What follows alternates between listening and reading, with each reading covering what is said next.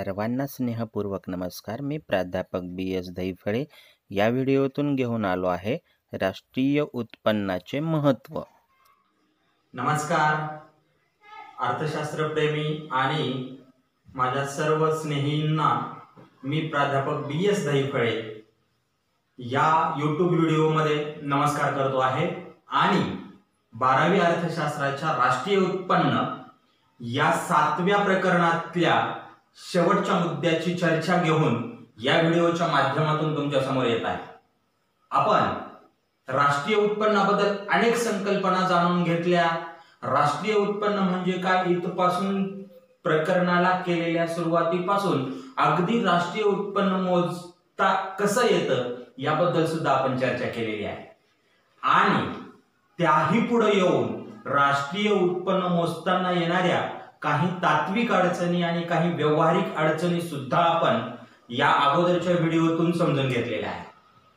या व्हिडिओच्या माध्यमातून राष्ट्रीय उत्पन्नाची संकल्पना कशा पद्धतीने उपयुक्त ठरते, महत्त्वाची ठरते, वापरली जाते किंवा राष्ट्रीय उत्पन्नाची संकल्पना जाणून घेणं का महत्त्वाचं ठरतं याबद्दलची चर्चा या काही मुद्द्यांच्या माध्यमातून आपण समजून घेणार आहोत. राष्ट्रीय उत्पन्नाचे महत्त्व जाणून घेऊया या व्हिडिओच्या माध्यमातून या काही मुद्द्यांना अनुसरून. मुद्दा क्रमांक 1, राष्ट्रीय उत्पन्नाची संकल्पना ही अर्थव्यवस्थेला उपयुक्त आहे. कारण कोणत्याही देशाची अर्थव्यवस्था समजण्यासाठी राष्ट्रीय उत्पन्नाची संकल्पना ही अत्यंत महत्त्वाची ठरते. कारण राष्ट्रीय उत्पन्नाची संकल्पना ही त्या देशाच्या अर्थव्यवस्थेचा एक अत्यंत महत्त्वाचा भाग आहे किंवा एक अत्यंत महत्त्वाचा पार्ट आहे, ज्याचा समावेश सामाजिक लेखाखाती याच्यामध्ये केला जातो.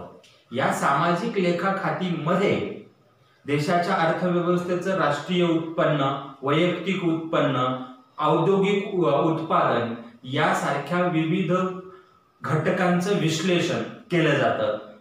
त्याचबरोबर राष्ट्रीय गुंतवणूक, बचत यासारख्या विविध घटकांचं विश्लेषण यात येतं. त्याच्यामुळं या सामाजिक लेखाखाती मध्ये राष्ट्रीय उत्पन्न समाविष्ट केलं जातं किंवा राष्ट्रीय उत्पन्न त्यामध्ये विचारात घेतलं जातं. त्यामुळं एखाद्या अर्थव्यवस्थेसाठी राष्ट्रीय उत्पन्नाची संकल्पना अत्यंत महत्त्वाची ठरते, उपयुक्त ठरते किंवा वापरली जाते. हा पहिला मुद्दा आहे. त्याच्यानंतर दुसरा मुद्दा आहे तो म्हणजे राष्ट्रीय धोरणे निश्चित करत असताना, ठरवत असताना किंवा त्यांची अंमलबजावणी करत असताना राष्ट्रीय उत्पन्नाची संकल्पना अत्यंत उपयुक्त आहे किंवा महत्त्वाची आहे. याच्यामध्ये राष्ट्रीय धोरणे कोणती, तर रोजगार विषयक राष्ट्रीय धोरण ठरवायचं असेल, दारिद्र्य विषयक राष्ट्रीय धोरण ठरवायचं असेल, कर विषयक धोरण ठरवायची असतील किंवा वेगवेगळ्या प्रकारची जी राष्ट्रीय धोरणे निश्चित केली जातात ती निश्चित करत असताना निश्चितच राष्ट्रीय उत्पन्नाची संकल्पना ही उपयुक्त ठरणारी आहे किंवा महत्त्वाची ठरणार आहे. कारण हे धोरण निश्चित करत असताना राष्ट्रीय उत्पन्नाच्या संकल्पनेमुळं आपल्याला देशातील औद्योगिक क्षेत्रामध्ये होणाऱ्या गुंतवणुकीचा, उत्पन्नाचा, बचतीचा अंदाज घेणं सोपं होतं. एवढंच नव्हे तर काही महत्त्वाची प्रतिमानं स्पष्ट करत असताना सुद्धा राष्ट्रीय उत्पन्नाची संकल्पना महत्त्वाची ठरते.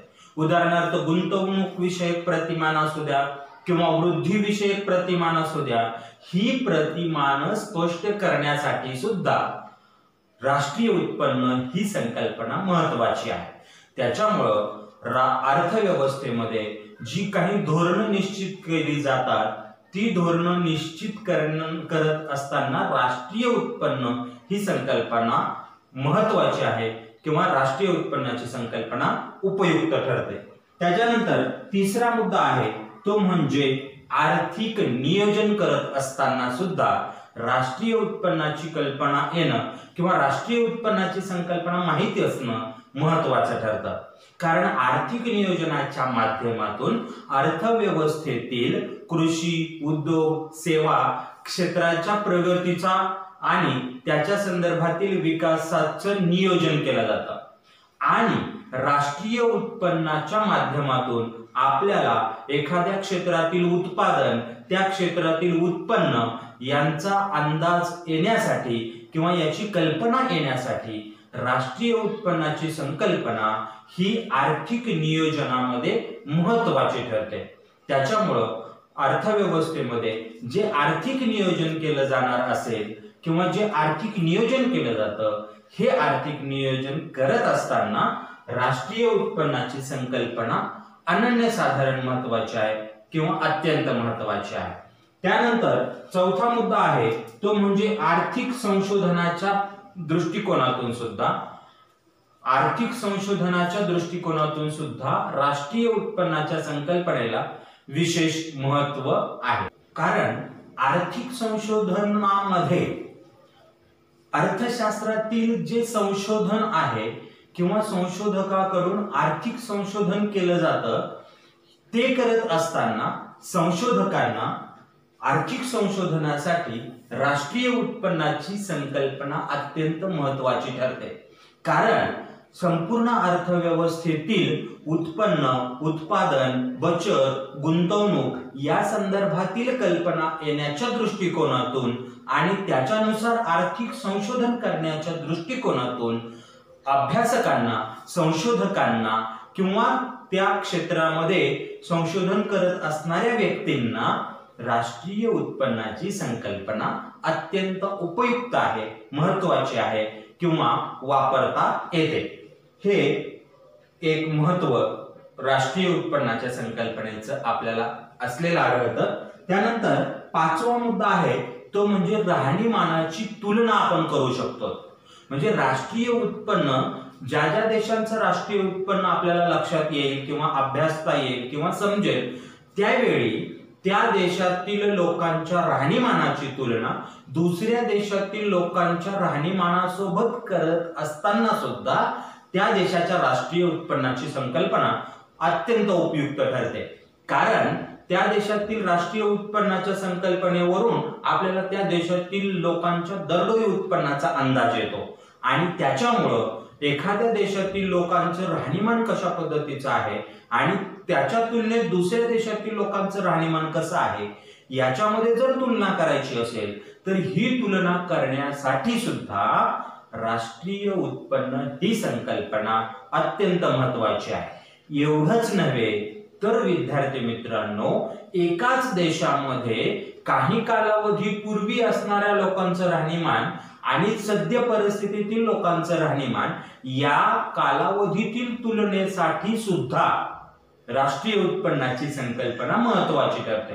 कारण आपल्याच भारतातील 1990-91 मध्ये लोकांचं राहणीमान कशा पद्धतीचं होतं आणि आता 2020-21 मध्ये लोकांचं राहणीमान कशा पद्धतीचं आहे, याची जर तुलना करायची असेल तरी सुद्धा राष्ट्रीय उत्पन्नाची संकल्पना महत्त्वाची ठरते। एकंदरीत एखाद्या देशातील लोकांचं राहणीमान समजून घेत असताना किंवा त्या राहणीमानाची तुलना करत असताना सुद्धा राष्ट्रीय उत्पन्नाची संकल्पना वापरता येते, महत्त्वाची ठरते किंवा उपयोगी ठरते।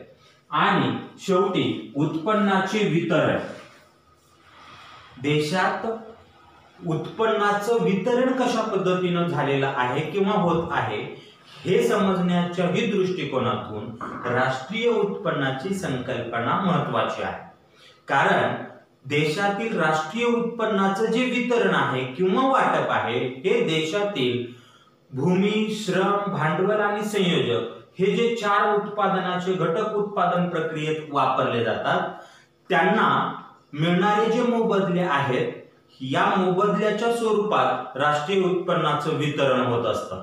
म्हणजे खंड, वेतन, व्याज आणि नफा, या खंड, वेतन, व्याज आणि नफा याच्यामध्ये देशाच्या राष्ट्रीय उत्पन्नाचं वितरण कसं झालेलं आहे हे समजण्याच्या दृष्टिकोनातून सुद्धा आपल्याला राष्ट्रीय उत्पन्नाची संकल्पना अत्यंत महत्त्वाची ठरते।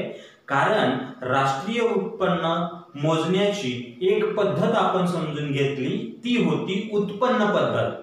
मग या 4 उत्पादनाच्या घटकांना मिळणारे जे उत्पन्न आहे म्हणजे भूमीला मिळणारा खंड, श्रमिकाला मिळणारं वेतन, भांडवलावर मिळणारं व्याज आणि संयोजकाला मिळणारा नफा, या उत्पन्नाचं वितरण कसं होतं हे समजणं सुद्धा राष्ट्रीय उत्पन्नाच्या संकल्पनेमुळे सोपं होतं विद्यार्थी मित्रांनो. त्याच्यामुळं राष्ट्रीय उत्पन्नाच्या संकल्पनेला उत्पन्नाच्या वितरणाच्याही दृष्टिकोनातून अनन्यसाधारण महत्त्व आहे. अशा पद्धतीनं आज या व्हिडिओच्या माध्यमातून आपण समजून घेतलेलं आहे राष्ट्रीय उत्पन्न या संकल्पनेचं महत्त्व, उपयोग किंवा वापर. याचबरोबर राष्ट्रीय उत्पन्न हे 7वं प्रकरण सुद्धा या ठिकाणी या व्हिडिओच्या माध्यमातून आपण पूर्ण केलेलं आहे किंवा या व्हिडिओच्या या मुद्द्याच्या स्पष्टीकरणानंतर राष्ट्रीय उत्पन्नाचं प्रकरण या ठिकाणी पूर्ण झालेलं आहे. धन्यवाद.